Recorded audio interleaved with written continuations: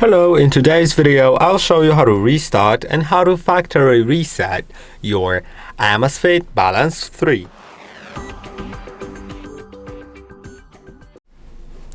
In order to do it, first let's do the restart. Restart is useful for fixing some issues. It's just turning off and on. So let's do it by pressing and holding on this back button, this one in the bottom left corner, and then click on this button to restart and approve it. And now wait a moment.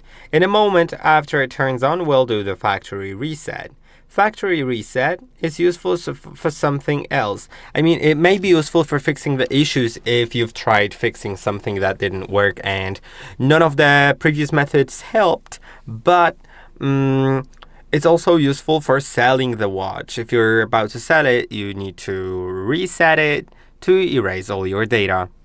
Now, to do it, slide down from the top of your screen twice to go to the settings right here.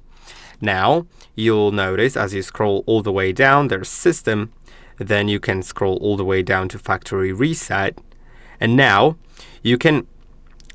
all data will be erased unless you want to keep something. You can keep your local music, your map, your golf setting, your App Store apps, the watch face, the workout history, and scuba diving deco data.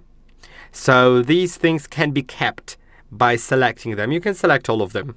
But if you're selling the watch, don't select any of these. Unselect everything and reset the watch.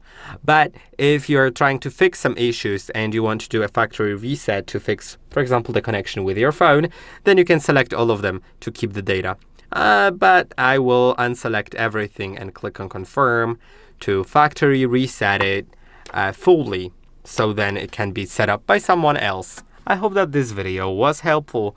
Don't forget to like and subscribe, and I'll see you in the next one.